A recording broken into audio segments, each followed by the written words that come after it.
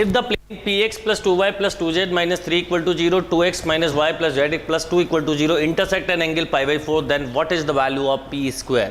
देखिए angle between two plane क्या होता है, a1 a2 plus b1 b2 plus c1 c2 upon root of a square plus b square plus c square. दोनों vectors के separately हम directly करते हैं. 2p minus 2 plus 2 by root p square plus 4 plus 1 this ये दिया हुआ है पाई by 4. 2 से 2 cancel. Cos pi by 4 is 1 by root 2 equal to 2p by root 6 root p square plus 8. Squaring on both side करिए तो 1 by 2 equal to 4p square upon 6 into p square plus 8. ये cancel 3 time means एक तरह से 3p square plus 24 equal to 4p square. Therefore p square equal to 24 is a right answer. Yes, next question देखें तो देखिए 2 question related हैं इससे, 3 question related हैं. इनफैक्ट 1 to 3 ऐसा ले सकते हैं. The vertices of cube are, एक क्यूब के वर्टासेज दिए 0 0 0 2 0 0 0 2 0 0 0 2 2 2 0 एक्स वाई प्लेन हो गया ये. 2 0 2 0 2 2 एंड 2 2 2. मैं बोलूँगा अगर ये क्यूब बोला है तो क्वेश्चन समझ लें हम. जैसे क्वेश्चन नंबर 1 इसमें अगर हम देखें तो बोला है what is the angle between any two diagonal of a cube. तो angle between any two diagonal of a cube is always remember, ये बताया हुआ है cos इनवर्स 1/3. आप कोऑर्डिनेट्स लेके भी कर सकते थे, डायगोनल्स के पोजीशन वेक्टर निकाल के एंगल बिटवीन 2 वेक्टर निकाल सकते थे, but no need. Angle between cube is cos inverse 1/3 होता है. इसके अलावा एक और क्वेश्चन पूछा है इसी में, देखें हम. What is the angle between one of the edge of the cube and diagonal of the cube intersecting edges of cube. ये भी एक स्टैंडर्ड है. इसका आंसर होगा cos इनवर्स 1/√3. मेथड से कर सकते थे बट नो नीड, मेथड से करने की ज़रूरत नहीं है. एक और क्वेश्चन है what is the angle between the diagonal of one of the face of a cube and the diagonal of the cube intersecting the diagonal of the face of the cube. ये theory में पढ़ाया हुआ है. ये directly आप बोलेंगे cos inverse √2/3. All 3 questions are standard. यहाँ पर मैंने आपको इस तरह से बताया हुआ 0 0 0 a 0 0 0 a 0. इनके बीच के जब हमने एंगल निकाले थे तो याद रखिए, अगेन याद रखिएगा, what is the angle between any two diagonal of a cube, cos inverse 1/3. what is the angle between one of the edge of the cube and diagonal of the cube intersecting the edges of the cube is cos inverse 1/√3. and third है what is the angle between the diagonal of one of the faces of the cube and the diagonal of the cube intersecting the diagonal of the face of the cube is cos inverse √2/3. याद रखिएगा, time save करना बहुत important है. अब आप कुछ option तो वैसे भी अगर देखें तो रिजेक्ट कर सकते थे. cos इनवर्स का वैल्यू कभी ग्रेटर देन 1 नहीं होगा यहाँ पर, तो कुछ ऑप्शन ऐसे भी दिए थे, उनको आप डायरेक्टली रिजेक्ट भी कर सकते थे. राइट, क्वेश्चन मेथड से करते तो थोड़ा सा टाइम लग जाता आपको. एक डायगोनल्स का पोजीशन वेक्टर निकालने के बाद आप एंगल या साइड का और डायगोनल का पोजीशन वेक्टर निकालने के बाद इस क्वेश्चन को सॉल्व किया जा सकता था. Right, yes. नेक्स्ट क्वेश्चन देखते हैं. देखिए क्या क्वेश्चन है. What is the equation of the plane, what is the equation of the plane through z axis, okay, and parallel to the line. एक लाइन के पैरेलल है. प्लेन और line की बात कर रहे हैं. अगर आपको याद हो, मैंने आपको थ्योरी में बताया हुआ था, प्लेन की इक्वेशन हमने सीखी थी, स्ट्रेट लाइन की सीखी थी. देखिए जब हम प्लेन की बात करते हैं अपॉन साइन थीटा है. जब हम प्लेन की बात करते हैं तो प्लेन की जनरल इक्वेशन होती है ax + by + cz + d = 0. ये प्लेन है और ABC direction ratio of normal होते हैं. Normal means line perpendicular to plane. अच्छा, स्ट्रेट लाइन की अगर हम जनरल बात करें तो इक्वेशन होती है x - a x1 upon l. यहाँ पे ABC यूज़ कर रहे हैं इसलिए l लिख रहा हूँ, नहीं तो ABC भी लिख सकते हैं. y - y1 upon m z - z1 upon n. यहाँ पर line passing through x1 y1 z1 and parallel to LMN vector. Right, तो अगर आपको कभी भी ये बोला जाए लाइन प्लेन के पैरेलल है, तो लाइन अगर सपोज लाइन प्लेन के पैरेलल है तो प्लेन का जो नॉर्मल होगा वो लाइन से परपेंडिकुलर हुआ, तो डायरेक्शन रेशियो का डॉट प्रोडक्ट जीरो होगा। आप सबसे पहली कंडीशन दी थी plane passing through Z axis, तो जेड एक्सिस से पास हो रहा है तो इक्वेशन होगी, जेड वाला टर्म नहीं आएगा तो हम बोल सकते हैं A X plus B Y equal to zero, plane passing through Z axis.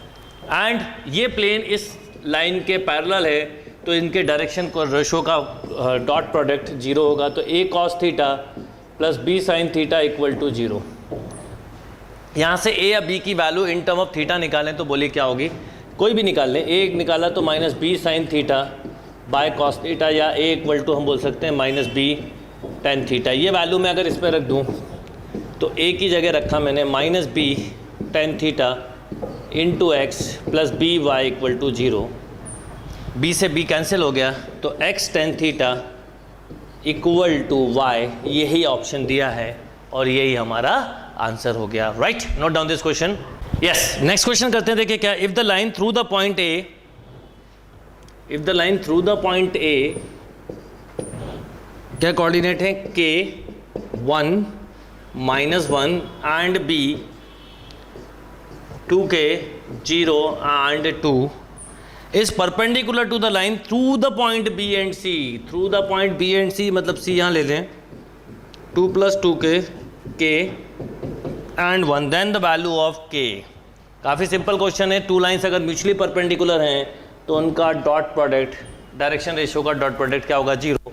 तो अगर मैं इसको देखूं तो ए बी का डायरेक्शन रेशियो निकालूं 2k - k k -1 minus sorry +3, इसका डायरेक्शन रेशियो निकालूं 2k कैंसिल तो 2k एंड -1। अब इन दोनों का डॉट प्रोडक्ट क्या होगा, जीरो, तो 2k -1 into k plus 3 into -1 this equal to zero, 2k - k - 3 equal to zero, then k equal to 3। तो right answer will be 1। 2010 paper number 1 के question हैं ये, नोट डाउन। यस, 2010 के paper number 2 पे आते हैं। देखिए क्या है, the two planes ax plus by plus cz plus d equal to zero and ax plus by plus cz plus d1 equal to zero. देखिए अगर टू प्लेन में एक्स वाई जेड के कोफिशिएंट सेम हों, इसका मतलब होता है direction ratio are same, means planes are parallel. और एक और बात मेंशन है, d1 not equal to d2, इसका मतलब सेम प्लेन भी नहीं होंगे, प्लेन पैरेलल होंगे, और प्लेन पैरेलल हैं तो इसमें ऑप्शन दिए हैं 1 पॉइंट ओनली इन कॉमन नहीं, 3 पॉइंट कॉमन, इनफाइनाइट पॉइंट नहीं। जब मीट ही नहीं कर रहे हैं तो दो प्लेन ऐसे हैं, नो पॉइंट इन कॉमन, तो D Delhi is a right answer, no point in a common. Right, next question देखते हैं। देखिए क्या है, what is the distance of the origin from the plane. Distance पूछा है, डिस्टेंस का हमने फॉर्मूला पढ़ा हुआ है डायरेक्टली, अभी तो ओरिजिन से पूछा है। इक्वेशन दी है 2x + 6y - 3z + 7 equal to zero, तो 0 0 रख दीजिए, तो 7/4 36 + 9 means 1 is a right answer. Next question है, what is the area of triangle whose vertices are. देखिए 2010 पेपर नंबर 1 में भी क्वेश्चन था, what is the area of triangle formed by, आपको एरिया ऑफ ट्राइंगल निकालना है। वर्टेक्स दिया already, अभी हमने इस तरह का एक क्वेश्चन किया 3 - 1 2, ये अब आपसे हो जाएगा 1 - 1 - 3 4 - 3 1। क्या करेंगे, ए बी क्रॉस ए सी निकाल दीजिए, हाफ के साथ एरिया ऑफ ट्राइंगल आ जाएगा। Right, note down. Yes, 2011 paper number 1 पे आते हैं। देखिए क्या है, what is the acute angle between the planes x + 2y plus x + y + 2z equal to 3 and -2x + y - z equal to 11।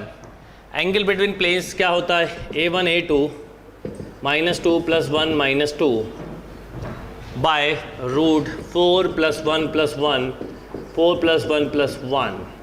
Right, cos theta equal to, एक तरह से हम बोल सकते हैं 3/6 मीन्स 1/2। एक्यूट बोला है, मॉडुलस ले लें, theta equal to π/3। Next question देखते हैं। देखिए क्या है, 2011 पेपर नंबर 1 का, what is the radius of the square x² + y² plus z square minus x minus y minus z equal to 0 is, option A देखिए क्या है, √3/4 √1/2 √3/2 एंड 1/3। तो रेडियस ऑफ द स्क्वायर पूछा है, तो इसका कंपेयर आप जनरल इक्वेशन से जब करेंगे x square plus y square plus z square right plus 2ux plus 2vy plus 2wz plus d equal to 0 से, तो देखिए और रेडियस होता है u square plus v square plus w square minus of d, तो क्या आ जाएगा 1/4 plus 1/4 plus 1/4 means √3/2 right, note down.